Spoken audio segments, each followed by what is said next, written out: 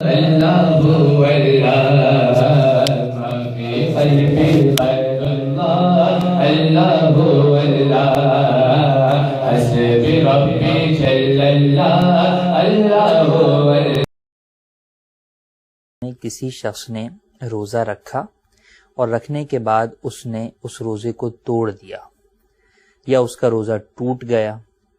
یا سحری کے اندر وہ سحری کرنے میں اس قدر جو ہے وہ لیٹ ہو گیا کہ سحری کا وقت ختم ہو گیا، وہ یہ سمجھ کے کھاتا رہا کہ جناب سحری کا وقت جو ہے وہ باقی ہے، یقیناً اس کا اس دن کا روزہ تو نہیں ہوا۔ جب انہیں یہ معلوم ہوتا ہے کہ روزہ نہیں ہوا تو وہ کھانا پینا شروع کر دیتے ہیں، حالانکہ یہ درست نہیں ہے، بلکہ ایسے افراد پر لازم ہے کہ بقیہ دن روزے داروں کی طرح بغیر کھائے پیے گزاریں۔ یہ گزارنا ان پر بغیر کھائے پیے واجب ہے۔ کیوں؟ اس کے اندر ایک تو روزہ داروں کے ساتھ مشابہت ہے، دوسرا ماہ رمضان کا ادب و احترام اور تعظیم، یہ باتیں اس بات کا تقاضا کرتی ہیں کہ اس شخص کا اگرچہ روزہ ٹوٹ گیا یا اس کا روزہ نہیں ہوا، لیکن بہرحال یہ شخص روزے کا جو بقیہ دن ہے وہ روزے داروں کی طرح بغیر کھائے پیے ہی گزارے۔ ہاں البتہ بعض صورتوں کے اندر کھانے پینے کی بھی اجازت ہے، جیسے عورتیں ہیں، اگر شرعی عذر کی بنیاد کے اوپر ان کا روزہ جو ہے وہ ٹوٹ گیا تو اب بقیہ دن وہ کھا پی سکتی ہیں، ہاں بہتر یہ ہے کہ وہ چھپ کر کھائے پئیں۔ یہاں پر ہی ایک اور مسئلہ اسی سے ریلیٹڈ ہے کہ وہ افراد کہ جن پر جس وقت روزہ شروع ہوتا ہے یعنی صبح صادق کا وقت ہے، اس وقت ان کے اوپر روزہ فرض نہیں ہے۔ مثال کے طور پہ کوئی کافر ہے، اس وقت بعد میں مسلمان ہوتا ہے دن میں، یا کوئی بچہ ہے جو کہ نابالغ تھا کس وقت؟ صبح صادق کے وقت، لیکن بعد میں جو ہے وہ بالغ جو ہے وہ ہو گیا۔ یوں ہی کوئی شخص مسافر تھا اور وہ بعد میں مقیم ہو گیا، تو مسافر روزہ رکھ تو سکتا ہے لیکن اسے روزہ چھوڑنے کی اجازت ہے، اس نے روزہ جو ہے وہ نہیں رکھا، لیکن درمیانے دن کے اندر وہ اپنے شہر میں آ گیا، سفر پہ تھا اب اپنے شہر میں آ گیا، یا کسی اور شہر میں تھا اور وہاں 15 دن رہنے کی نیت کر لی اور مقیم ہو گیا، تو اب ان افراد کے اوپر بھی لازم ہے کہ بقیہ دن روزے دار کی طرح ہی بغیر کھائے پیے گزارے۔ یہ فی زمانہ جدید ٹریولنگ کی صورت کے اندر یہ معاملہ کئی دفعہ درپیش آتا ہے کہ جناب کوئی شخص جو ہے وہ صبح کے وقت مسافر ہوتا ہے، 2 گھنٹے میں بائر جو ہے وہ اپنے شہر پہنچ جاتا ہے، تو اب اگر اس کو تو یہ معلوم ہے کہ میں زہوہ کبریٰ جسے عوام زوال کا وقت کہتے ہیں اس سے پہلے ہی میں پہنچ جاؤں گا اپنے شہر کے اندر، تو اس پر لازم ہے کہ وہ روزہ رکھے۔ اور اگر اسے یہ ہے کہ نہیں میں زوال کے بعد پہنچوں گا تو اس پر شروع سے روزہ نہیں ہے، لیکن اگر وہ کھاتا پیتا رہتا ہے، لیکن اگر وہ زوال کے بعد بھی اپنے گھر پہنچ جاتا ہے تو بہرحال اس پر بقیہ دن روزے دار کی طرح گزارنا لازم ہے۔ یوں ہی عورت کا شرعی عذر جو ہے وہ چل رہا تھا اور درمیان روزہ وہ شرعی عذر سے پاک ہو گئی،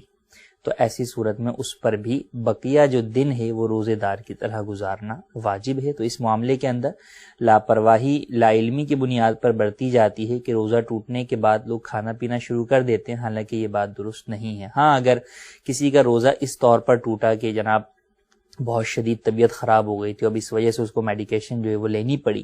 تو اب اس صورت کے اندر بہرحال اس شخص کے لیے جو ہے وہ میڈیسن لینے کی تو اجازت ہے، اور جتنی اس کو جو ہے وہ اپنی طبیعت کو بہتر کرنے کے لیے جن چیزوں کی حاجت ہے وہ لے سکتا ہے۔ لیکن اگر کوئی شخص مثال کے طور پہ مریض تھا، صبح صادق کا وقت تھا اور اس وقت جو ہے وہ مریض تھا، اس وجہ سے وہ روزہ نہیں رکھ سکتا تھا، اس کو شرعاً اجازت تھی کہ روزہ چھوڑ دے، آدھا دن گزرا تھا کہ صحت یاب ہو گیا، تو اب یہ نہیں کہ وہ بقیہ دن کھاتا پیتا گزارے، بلکہ اب اس پر بھی یہی لازم ہوگا کہ بقیہ دن روزہ داروں کی طرح بغیر کھائے پیے گزارے۔ تو اس بات کا خاص طور پر خیال رکھنا اس معاملے کے اندر، ماہ رمضان کے روزوں کے اندر، یہ بہرحال ضروری ہے۔ اللہ تبارک و تعالی ہم تمام کو اس پر عمل کی توفیق عطا فرمائے۔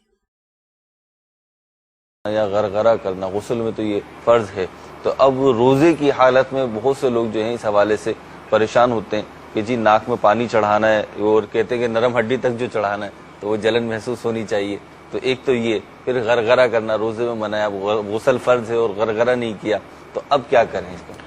دیکھیں یہاں بنیادی اعتبار سے 2 باتیں غلط فہمیاں ہیں اس میں۔ نمبر 1 یہ غلط فہمی ہے کہ لوگ یہ سمجھتے ہیں کہ روزے کی حالت میں جو کلی کرنا اور ناک میں پانی چڑھانا ہے وہ معاف ہو جاتا ہے، یعنی غسل اگر فرض ہو جائے تو گویا کہ یہ دونوں فرض ساقط ہو گئے، حالانکہ یہ بالکل غلط ہے۔ ٹھیک ہے۔ دوسری غلط فہمی یہ ہے کہ فرض کیا چیز ہے، عمومی طور پہ لوگوں کو یہ معلوم نہیں ہے۔ ٹھیک ہے۔ جو فرض ہے غسل کے اندر وہ دو چیزیں، یعنی دو فرض جو ہیں وہ یہ ہیں، کلی جو کرنا ہے وہ یہ ہے کہ آپ منہ کے ایک ایک حصے کے اندر والے حصے میں پانی پہنچائیں گے، ٹھیک ہے، اور جہاں سے حلق کی اس کو انتہا بولتے ہیں، ہمارے سامنے تو اس کی ابتدا ہو رہی ٹھیک ہے، لیکن یہ حلق کی انتہا کہلاتی ہے، جڑ کہلاتی ہے، حلق نیچے سے شروع ہوتا ہے۔ ٹھیک ہے۔ تو اب یہ جو جڑ والا حصہ ہے، ابتدا جہاں سے ہو رہی ہے، یہاں تک پانی پہنچانا یہ فرض ہے۔ ٹھیک ہے۔ حلق سے نیچے اتارنا یہ فرض نہیں ہے، یا نیچے حلق تک لے جانا جس کو ہم غرغرہ بولتے ہیں، یہ فرض نہیں، یہ سنت ہے جبکہ روزہ نہ ہو۔ ٹھیک ہے۔ روزے کی حالت میں یہ غرغرہ کرنا سنت نہیں ہے، لیکن جو فرض ہے وہ حلق کی ابتدا تک ہے، وہاں تک پانی آپ کو پہنچانا ہوگا، اور وہاں احتیاط کے ساتھ بآسانی پانی پہنچایا جا سکتا ہے۔ لہذا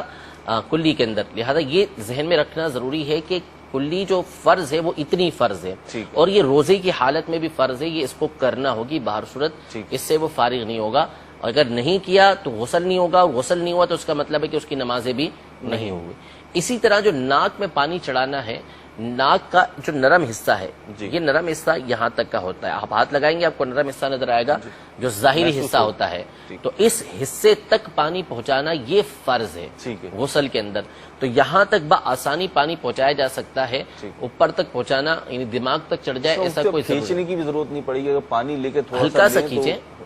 ہلکا سا کھینچیں گے کچھ بھی نہیں ہوگا۔ اب اگر بہت زیادہ کوئی کھینچے، بعض لوگ یہ چاہتے ہیں کہ ناک میں ٹھیک ٹھاک مرچیں لگیں، تو نہیں، ناک میں مرچیں تو بہرحال وہ آپ کو روزے کے علاوہ بھی لگانے کی کوئی ضرورت نہیں ہے،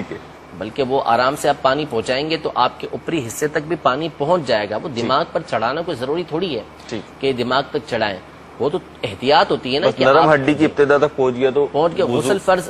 غسل آپ کا فرض ہے وہ ادا ہو جائے گا، باقی اوپری حصے تک بھی پہنچنا چاہیے، لیکن احتیاط کے ساتھ چڑھائیں گے تو ضروری نہیں کہ آپ کو مرچیں لگیں ہی لگیں، آپ کا دماغ تک پانی پہنچے ہی پہنچے، احتیاط کے ساتھ پانی چڑھائیں گے تو یہ ہو بھی جائے گا، اور یہ ضروری بھی ہے۔ لوگ یہ سمجھتے ہیں کہ ہمارے اوپر سے ساقط ہو گیا، ختم ہو گیا، روزے کی حالت میں اس کو کرنے کی جو ہے وہ حاجت ہی نہیں ہے، فرض ہی نہیں ہے، ایسا نہیں ہے، بلکہ روزے کی حالت میں بھی ناک کے نرم حصے تک پانی پہنچانا یہ ضروری ہے۔